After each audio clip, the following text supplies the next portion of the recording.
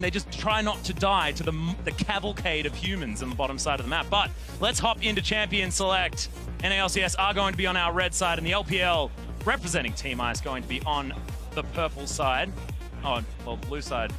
Just confusing when it's fire and ice, guys. It is, but you know, one thing that's going to be less confusing, there's going to be a heavy presence towards mid lane. We've seen it in every single game, and now there have been questions about Bjergsen in the last couple of games. He's been looking a little, you know, on the back foot compared to what we've seen him in the regular split and, you know, in other international competitions. So he's got to deal with Wayless, who has been looking mid better from the last game. He lost the 1v1 against Clear Love as well. And if we're talking about people that were underperforming, and I love jumping to conclusions in best of one as well, please. But Reignover has looked awful in the jungle. His two tank Rengar games, when everyone else who wants to have fun is building damage Rengar because is the one it's better. that was having fun building damage Rengar. Yeah, he actually did that against the GPL All-Stars. So we'll see what they end up doing. I'm hoping to see something different from Reignover if I want Fire to win.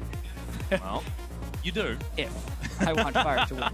This is a non-biased professional cast, Atlas. Oh, yes, sorry, chat. So I forgot about that. I don't know how I did. Just ridiculous.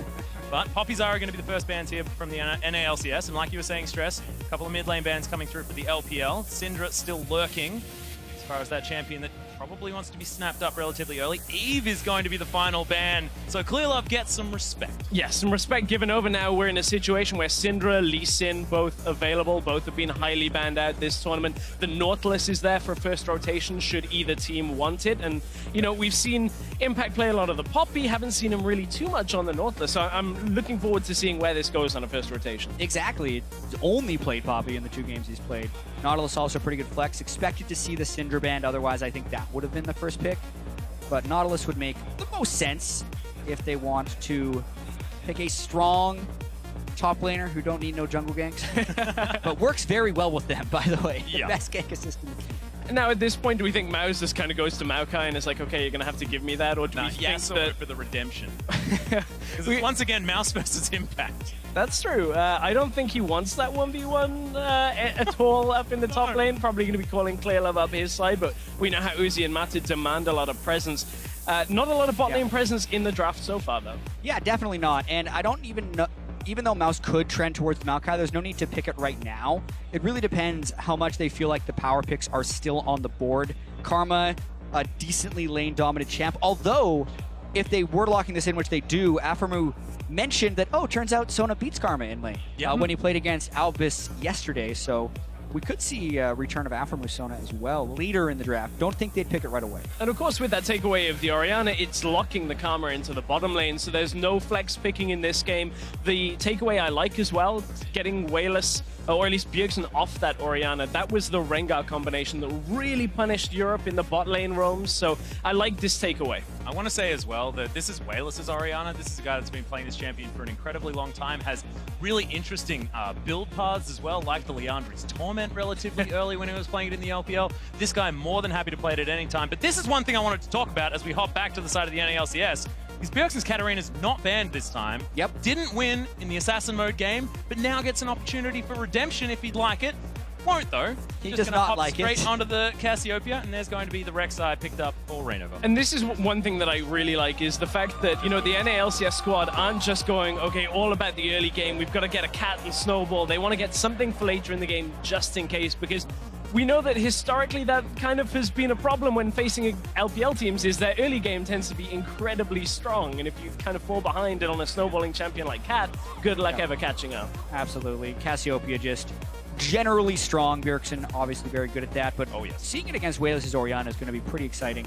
You're hoping that we'd see the vein out of Uzi, but Uzi also wants to win lane. This is even more old school smart pick as well, picking up the Caitlyn. It was always one of the champions that he was most feared for. And the Rengar as well. I like it a lot more.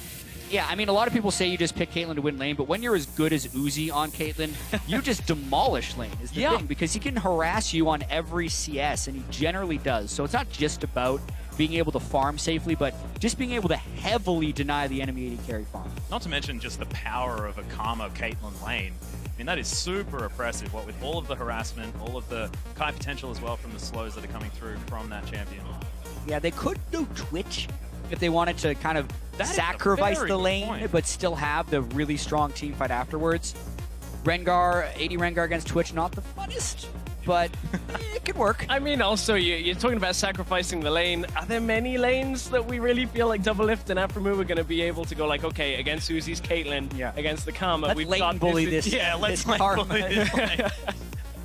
The only thing that I feel could be like more annoying would be like the old school Ezreal Sona lane, you know, where you just insta-kill someone level 6. And sit all the way back, potentially. And sitting all the way back is not as seem bad. Yeah, that's the Not thing. bad at all. Jhin is the #1 pick against Caitlyn as far as people who want to pick an AD carry against it, and then Sona can also be considered one of the best ones against this. If they flex, this would be super troll and awesome, but they're most likely not going to because they still have to pick their top laner. Yeah, well, once again, a flex if he's hovering that. Jace has played that in the support position in the past. Oh my goodness, Doublelift is going to be in a bit of trouble with this Rengar, though. Jhin, as soon as he locks himself in his ultimate... Oh, gosh. Oh, and now there's more dive. The This- Super Bowl delivery squad, I think you call this, from Clear Love and Mouse. Yeah, if they get a combo that's good, everyone will die. That's the problem. So NA needs to make sure they're spreading out and staying as safe as possible.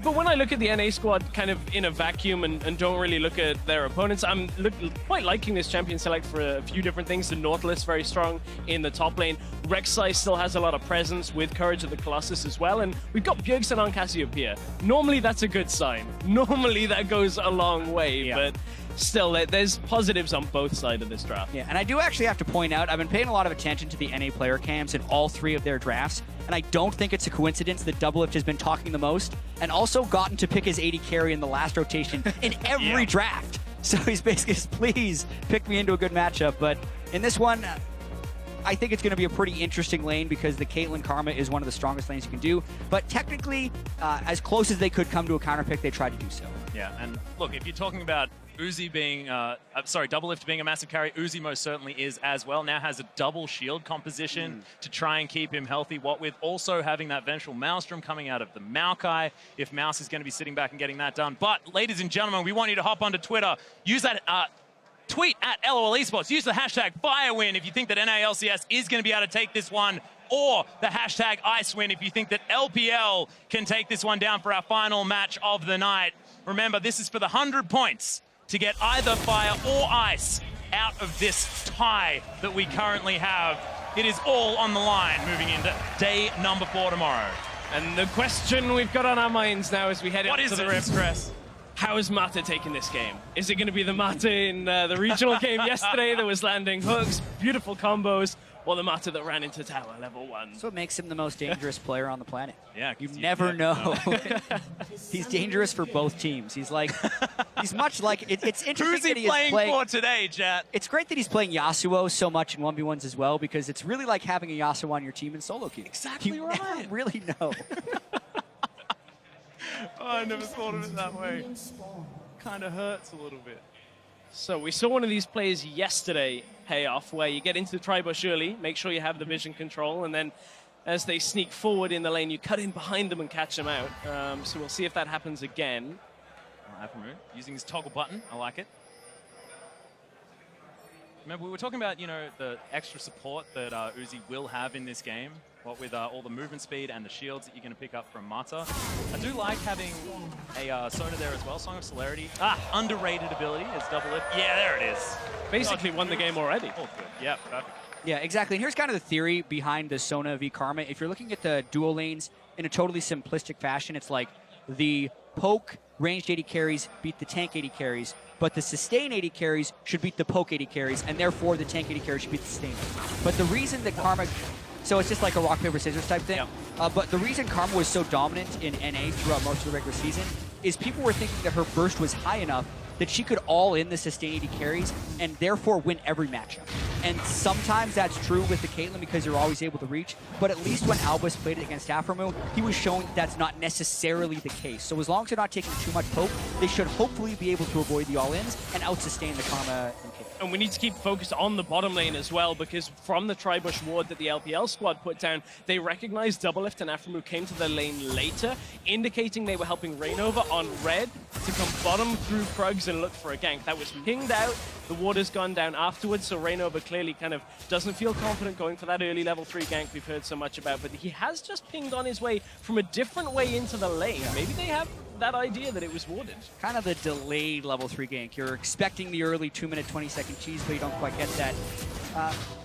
It's going mid. Dangerous as Uzi does so much damage to Double Lift. Doesn't use the heal just yet as Wayless gets himself out, uses the ghost, but not the flash. Just keeps himself safe, but Clearlove on the same path heading topside for impact. Look how low Mouse is, though. Yeah, Mouse is in trouble, but Clearlove is here. Flashes forward, has the red buff as well, so can slow him down. Will the dredge line come off? Cooldown as Impact. Oh, first blood goes down, and it is going to be Clearlove that grabs it. Yeah, and honestly, pretty disrespectful by Impact there to be pushed up at that stage in the game. Yes, the level 3 gank didn't come directly, but until you see that level 3 jungler for the first time, depending on your side of the map, the duo lane for Ice shouldn't have been pushed up. They actually technically should have died for that because Rainover should have ganked bottom off that path since they were pushed up so far. Impact was pushed up the same way. Clearlove actually punished it and got the kill. Double Lift takes a lot of damage. Uzi misses the combo. Yeah, now they exhaust. Cute little exhaust comes out as Mata tries to get the damage down. Good block there from Afromo as Double Lift taking so much damage. The autos from Uzi seem to come from such a long range when you're against a Jhin. Yep, always max range on Caitlyn, and that's some of the things that the best Caitlyn's can do is just make sure that they're kind of pole arming you and never trading, but instead just getting damage off for free. Perfect adjective for that. I never thought of it. Pole arming? Yeah, stunning. Peacemaker is going to land on Double Lift. Not looking all that peaceful at all, to be perfectly honest. Doesn't have heal, so really this a is tickle risky. would kill him. Especially now that they can kind of assume Clearlove is bottom side of the jungle, they don't have wards to spot him either. So this is fairly risky, but with Rainover bottom side, they should be able to get that. Oh, Afromu's dropping so low off this. Yeah. If Rainover goes in, he has to 1v2 because Double Lift and Afromu can't approach. Especially not without that heal you were talking about. Like, maybe if they had that, they would think they could just about balance it, but it's still, look at the health difference already. If they even tried to trade, that would almost be suicidal. It's gone from a gank to, well, I guess I'll be the one to pick up this experience underneath the turret. Afromu going to join him as well as Double Lift goes back, grabs himself a cull. Just feels like conceding this lane at the moment, but that's what we were talking about. I mean, this isn't actually all that bad. If they don't die, it's probably fine. Allow Bjergsen, allow Impact, try and get advantages if they can. But if we have a look at those lanes, it's very, very even. Apart from that top lane, after that first kill, Mouse able to get himself ahead by about 10 CS. Yeah, LPL technically winning these 2 lanes in the top and the bottom lane. Not by a huge margin, but it could definitely get a lot worse if the bottom lane trends the way it has been trending. 300 gold, not a huge deal, but Cull versus Pickaxe really speaks to Double Lift only wanting to sustain that lane with Afromu and Uzi and Mata just able to keep the pressure. And this type of thing can snowball very easily if you're able to get the kills after you've gotten the large lead, get the first turret, and so on. Yeah, and a big one as well is that Clearlove has managed to make it about 600 gold in the lead over Rainover as well with that first successful gank. So this Rengar will be a problem. Now looking towards that mid lane to see what he can get done. In fact, relatively low on mana, but he's doing fine here up towards the top side of the map. Both supports have drifted up as well towards this mid lane. You can see them kind of backing and forthing over the wards in the river. Mata's going to take himself that fruit. I would argue that Afromu securing a little bit of vision for himself may go a little bit longer. They now realize where Mata was. Afromu doesn't get caught out in the bush by any kind of cheeky play around that tri-bush as they get back into lane, but still they maintain the CS lead for Uzi in that bottom side. And now we see these trades. When you talk about that pickaxe into the cull, Double Lift, they've got to play careful around this, because as you were talking about, Uzi at max range is just punishing him every single time he's trying to come forward to last hit. Yeah, and this really hurts Rainover as well, getting the entire quadrant of the jungle stolen by Clearlove. There's not really much he can do to get back at that with the longer respawns on jungle time. Like something about this season, counter jungling much more rewarding if you're able to pull it off. Gotta go straight for a gank. Surprising, the Mouse was still around. Yeah, well, there's the depth charge. Mouse claps his hands, but that's going to spell game over, you'd expect. There's the flash, arcade smash as well, and he makes it out alive. Yeah, surprising he's still around, but he's still Maokai. Yeah. Double Doran's Health Crystal, one of the best builds you can go early, absorbing the gank against the Nautilus Rek'Sai, who hadn't shopped, so not much damage actually coming through. He unfortunately had to burn his flash because he should have just backed away after seeing Rainover, knowing he'd been counter jungling. The only thing he can do is go gank, but he still gets away without a huge punishment. Clearlove right now, though, from the time in the jungle that he spent, is almost a whole level above Rainover in experience. And since he's now past that level 6 mark, Clearlove has the opportunity. Earlier, we saw Afromu and Double Lift pushing up fairly heavily in the bottom lane. You can see Clearlove just hanging around the back of mid lane as well, looking to try and perhaps get in onto Bjergsen. little tricky to go forwards if the Cassiopeia kind of knows you're coming. So we'll see how ClearLove and Wayless can utilize this Shockwave combo with the Rengar. We saw NA use it to great effect on day one against Europe. They used it to great effect once. And then the other times it was just Rainover running away. But I agree with you. It has a ton of potential to work, especially on the damage Rengar as well. Even if you get a little bit of tankiness, the 80 Rengar plus the 2 or 3 item Orianna later in the game, it's a clean one shot. It's disgusting when that starts hitting. And when you kind of have that moment where ClearLove's no longer the ball delivery and it's all about Mao's kind of going in, that's also just a very dangerous setup. So the LPL squad have this huge wombo combo setup if they can get it a little bit later. Yeah, really nice disengage as well with all the extra movement speed that they have, what with the Inspire and with the Command Dissonance as well. Just very flexible in this composition, but they do need to get there, and they do need to play well from the mid-game to the late game, because we saw against the LCK, it's a different story. After what was a very promising first 5 minutes, things went wrong. Oh, nice one! Made it 8 minutes in, as Marta has to flash. Rainover doesn't get the knock-up, and no deadly flourish to be found from Double. Good reaction time out of Marta there. As soon as Rainover was spotted, as soon as he knew he was there, flashes right over the wall. Couldn't believe it. It was a really clever move by Rainover because they'd pinged on the control ward, and those are the greatest baits to try and catch someone going to clear it.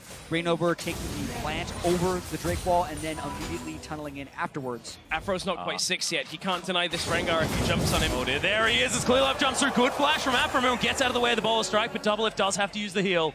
Successful gank from ClearLove. Just the Rengar damage did 70% of his health without anyone else around. In the mid lane, there's the flash knock-up from Rainover. Oh, doesn't actually find the stun, but Bjergsen has enough damage. That's going to do it for Rainover. Yeah, love that gank from Cassiopeia, just throwing down the W as a gank. ClearLove again, though. Oh my goodness, Afro moves in a rough spot. The flash is nice, but ClearLove taking a lot of damage. Oh my goodness, there's a Peacemaker, and Uzi grabs himself the kill. Mouse with a bit of a delayed teleport, but to answer, Impact who gets stunned up underneath the tower. Down here, so much damage there. Rainover eventually turns up. Good shield from Marta, but he should fall down. Doublelift grabs ClearLove. Can they clean this fight up? As everyone's getting back underneath the turret, Miasma goes over to the top, and Uzi says, where did my friends go? I'm gonna die to the turret because I want it on my own terms. That's exactly what NA needed to happen. This gives Doublelift 2 kills. Uzi only picked up 1, and they're able to get pretty much everything back. While yes, the initial dive was successful, when they teleport in, because Wayless was off the map, having been killed early, Ice can't actually match the numbers, not to mention they can't retreat. So they're stuck in this murky middle ground where they're hoping to close in onto Doublelift, but they can't because he's staying out of Twisted Advance range. So he just gets to free hit this entire time, and everyone was trying to focus Impact, which just wasn't happening. And it all stems, as you were talking about, an overextension in the bottom lane, but first of all, an overextension by Wayless in mid. He thought with double summoners up, he would be okay, but he pushed the wave, didn't have a read on where Rainover was, and it punishes the LPL squad way harder than just that 1 kill in the middle lane with him. Yeah, and that's the trickiest thing we were talking about laning against Cassiopeia. Even though you have Flash, it doesn't mean it'll help you in a game because of the grounded effect of the Miasma. Well, I do want to remind you of what I just said.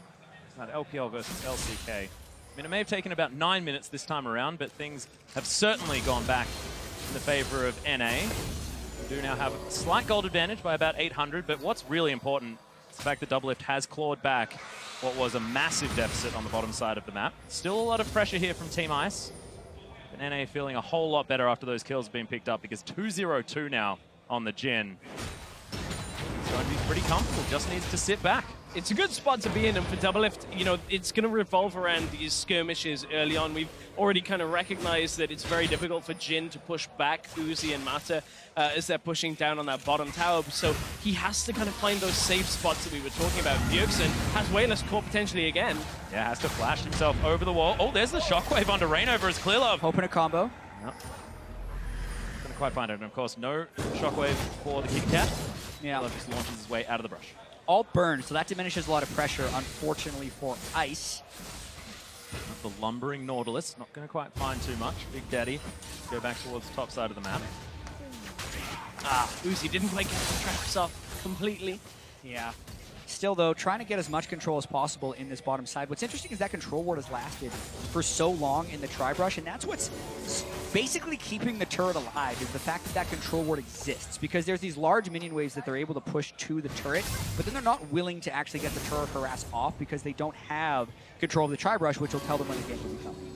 speaking of ganks coming a couple of seconds away, perhaps. Look at Rainover's pathing. Bjergsen coming down, but he is spotted on a ward. So look at how much respect this time Uzi and Mata give over to the NALCS. They say, okay, we see you coming a mile off. We're going to take a full step back in lane so that we don't get caught. So, you know, one of those pivotal moments where this Rift Scuttler vision without that ward perhaps could have been a different story, but the respect now being given after being punished before. That was nicely done, especially with Clearlove on the top side of the map, was taking his red buff there as well. Now, Rift Scuttler is going to go down for the Rengar. Now looking potentially at Impact, who's at about half health. The Wet Noodle fight is certainly on, to utilize that overused term, however, very relevant in this case. The no ultimate walk into lane gank while the enemy takes the Drake. An underutilized move, one would say. Yeah, Not very effective right there. We'll see how it pays off. The other team got Drake. Damn it. Hero would have thought that it would have been great. He's just used to playing Evelyn, okay? He's like, I can just get all the way into lane. I don't need any ultimates or anything, but... With the delayed effectiveness of this gank. No, it's still not working. might spell some damage on the turret, Jack. Come on, stay positive. I thought you were unbiased, buddy. That was still quite optimistic with the delayed effectiveness looking for it. Bjerg has his ult, has flash. Hey, listen, man. It was Rainover showed us NA Rengar yesterday. We'll see what CN Rengar looks like today. Well, it looks all right. Never know. 1-1-1. It's been okay so far. Otherwise, okay. Little bit of hit, little bit of miss. There's a reason we don't play it in Europe. That's all I'm going to say. You don't ever want to see that happen. We certainly didn't play it in OCE either. Right. Bit of a different story. But let's have a look towards the top side of the map. Clearlove looking for a gank on this time. Yeah, he's going to launch himself on top Here with we go. Charge, but only gets one of the knockups. Flashes the bowler strike, and now the Riptide's there, but Mouse just punts him back. Clearlove looking for the damage. He's pretty tanky, but they kill him before the dredge line comes in.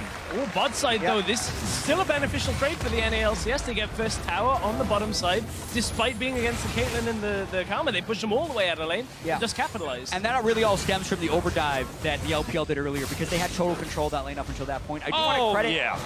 Ooh, I do want to credit Mouse to flash in front of Impact right there, because you'd think it might be wasteful because you could slow him with Q anyways, but he's just making sure Impact couldn't escape with the dredge line. Yeah, it was cute. Not able to grab this top out of stop him. Ghosting in, so he wants to take this. TP coming through as well. Impact's on his own. Towards the edge. That was stunning, exactly right. Now Impact looking to try and close off Mouse, and this is exactly what he did to him. Now the tables have turned as Mouse, the last Twin Fan, that's going to get the double kill for Bjergsen. There's a crescendo in the mid lane as well, and Wayless evaporates, and LPL just going bust. Yeah, NA way faster on the moves right there. They've taken the duo lane turret, so the mid lane roams top and the bottom lane roams mid. They just shifted everyone up to that side of the map. They win all over. They had three kills and maybe 2 turrets. And again, it stems from the LPL kind of over-pushing. Look at the top tower health. You can even see it on the minimap. They were trying to just shove everything back and make sure that they could get the lane in a position that when they eventually go to it, it's like one hit and the tower is gone. And that means they stayed too late. The roam came up, the TP came out, and it was an easy pickoff on the top side. I just want to say, LPL does the early game really well. You just wait till we're good at the rest of the game as well. It's going to be huge. Unfortunately, it's just not quite working out. 3,000 gold now the lead for the NALCS, just with far more crisp movements. But is this a scaling conversation that we need to have now? I mean, Orianna, Caitlyn, you know, Maokai as well. The late game conversation. We're strapping in the late game, boys. Yeah. The thing is, when you compare these team compositions, they're pretty close as far as overall scale. They got the super tanks in the top lane. Rengar maybe you would say would scale, but that's only if the game becomes chaotic. If you're thinking about straight up team fights, the 80 Rengar actually just kind of blows up. The Cassiopeia also is a better DPS character against the Maokai, but that's canceled out with Caitlyn being better DPS. Good flash. Yeah, very cute little flash. Wayless trying to throw the ball around and does do so effectively. Grabs the shutdown.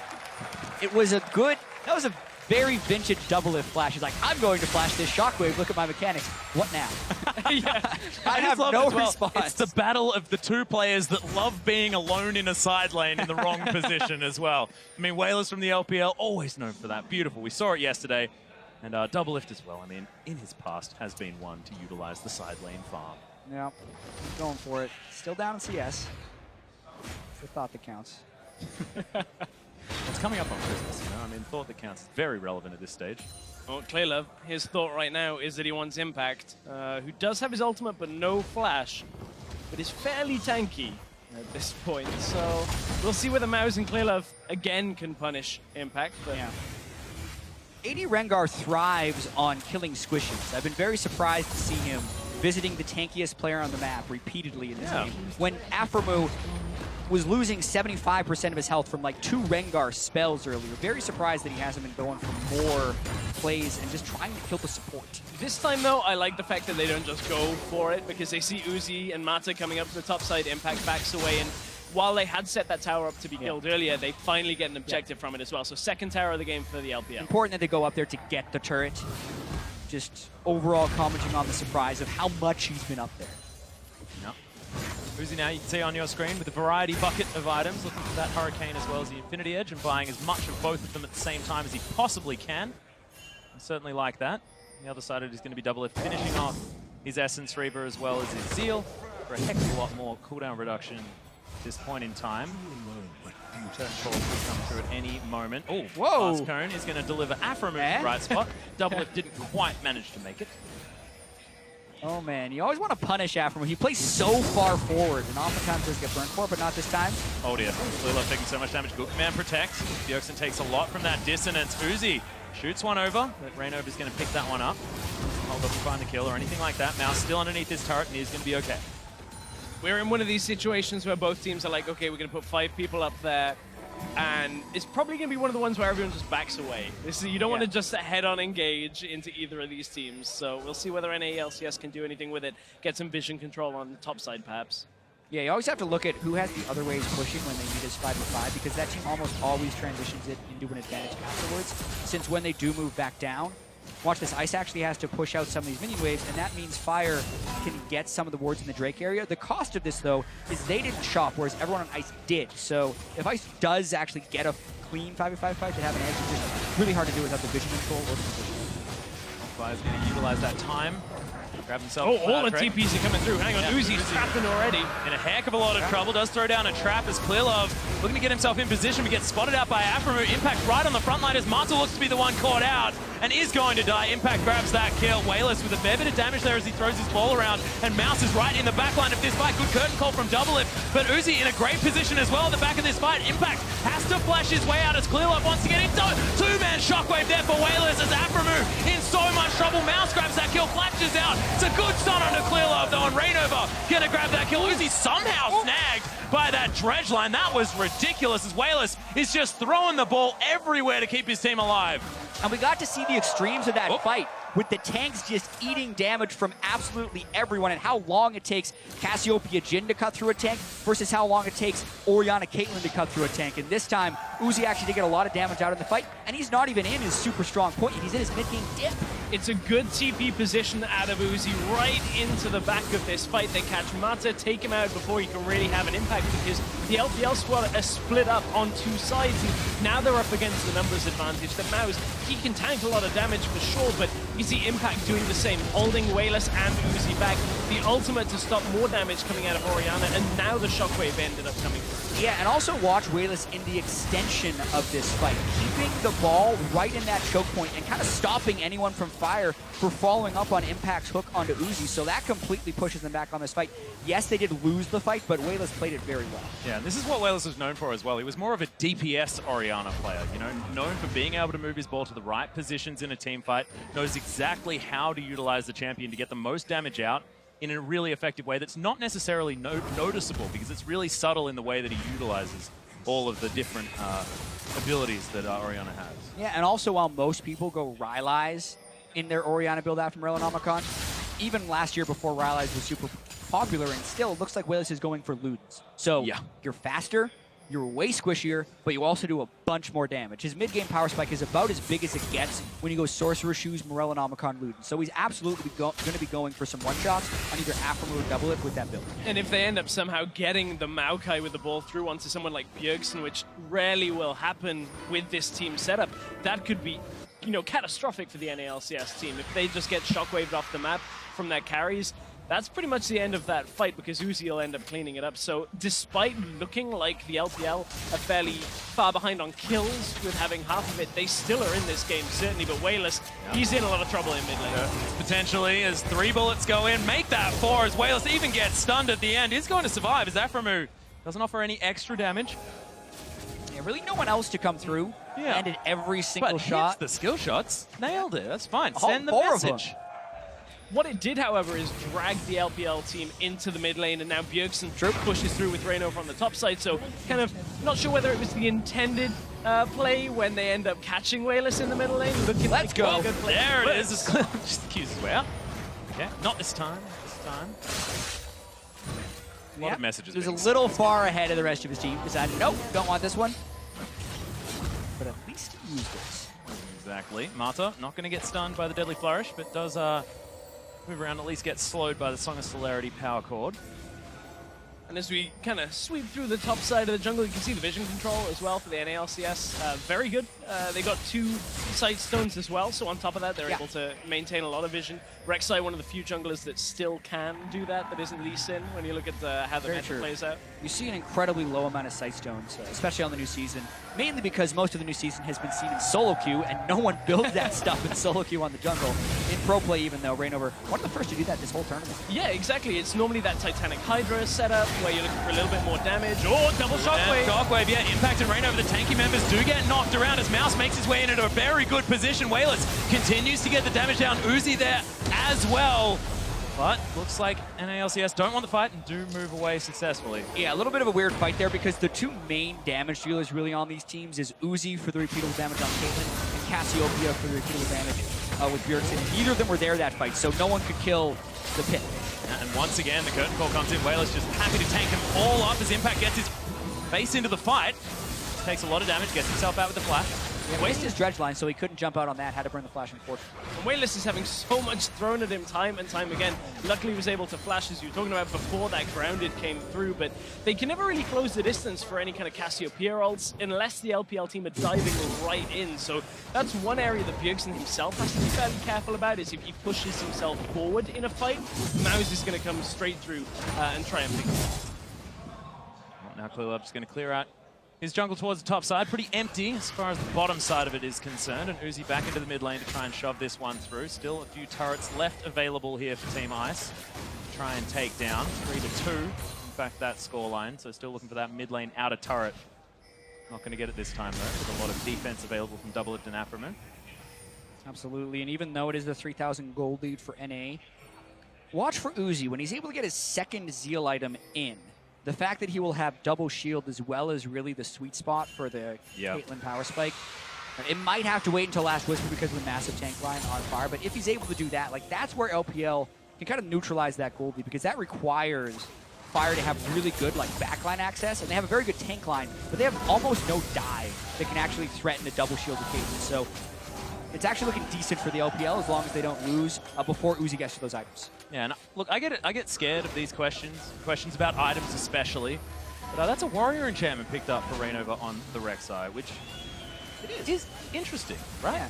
It's what he used to do when he was carrying all those Rek'Sai games back in Fnatic when they had that undefeated split. So it's a very Reignover thing to do. I don't necessarily think it's bad, it's just uncommon. Oh, Impact doing Impact things though. Massive teleport into the back line. Whoa! Massive crescendo.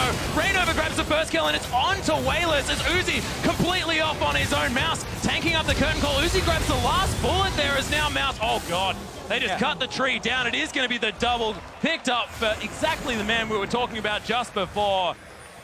Take one for the team. Mouse just allows Uzi to escape right there, but that's the type of big fight that NA really wanted. They comboed all their CC just right. And now they're going for Baron. Clearlove's the other side of the map, almost out of health as well. No flash to look for any kind of trade.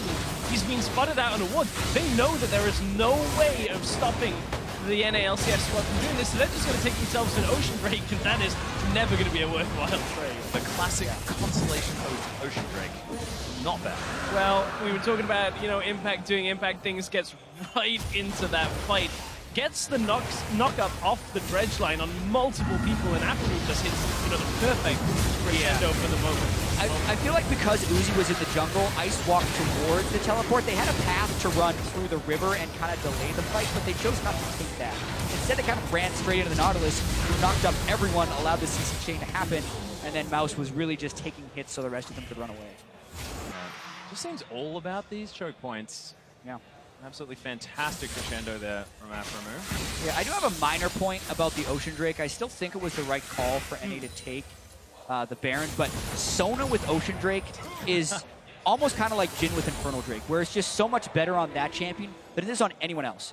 Sona, especially with the incredible cooldown reduction she can get us up to like 60 or 70% later in the game when you rank up crescendo, is pretty much only gated by mana. Otherwise, she can just heal everyone to full. So if you're able to get 1 or 2 Ocean Drakes, it almost just is multiplicative in its effectiveness when compared to other champions. It's okay, Jad. Don't worry. Next Drake, it's Ocean. They can get it for Sona. No need to panic. We'll get one. But double Ocean is even better. Never please, Jad. High expectations. Exactly right. It's good. Keeping us honest. Man, Dissonance does a heck of a lot of damage. That's the Luden's Echo for you, gentlemen. Yeah, likely going to get something like a Void Staff next for a little bit extra penetration.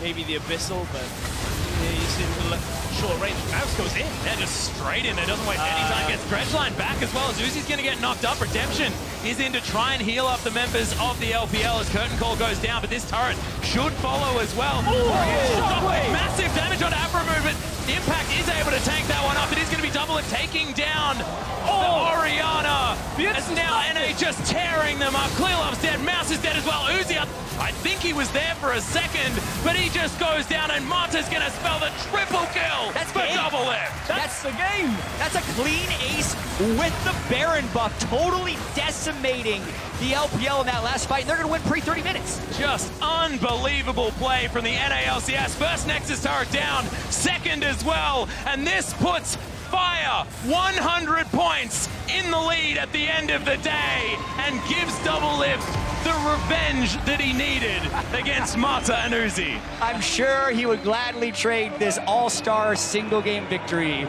for the Worlds game, but it feels a little bit nice, I'm sure, to have a victory over Uzi and Mata, although the last laugh still goes over to the LPL. Good game all around, able to close it out, must feel pretty good. You can see how much it meant to Double Lift and Aphromoo there. I mean, we've heard throughout so many worlds how much Uzi, Double Lift, that relationship and everything that goes with it means. And, you know, we look at how this game played out, and after yesterday's performance against LMS, where we criticized the NALCS for not playing as a team, this game was a lot better on the team play. They reacted very well to the movements on map out of the LPL All-Stars and punished them heavily on 2 or 3 big plays. Yeah, I was so happy to see Rain over on Rek'Sai. You could just see the comfort level goes up tenfold when he's on a champion he's played so much of. And also, credit to these guys, it's about the competition and the fun. Both playing their final regional clash as far as these 5v5 of the year pretty much, because this is the All-Star. And huge smiles on everyone's face as well. That's the fantastic part. Uzi there grinning ear to ear after what was a phenomenal early game. Just wasn't quite able to be enough towards the end. Yeah, he was off taking red buff actually when that siege started, so was never really able to come together for the LPL. But he does know, he's like, I was up a bunch of CS early in the lane, so everyone's a winner. Yeah, exactly. I mean, I did a good early game. I mean, I'm an 80 carry mid-game, not exactly where I'm supposed to thrive. That's on you guys. So Uzi's probably still feeling pretty good. It's like, we barely made it out of the mid-game.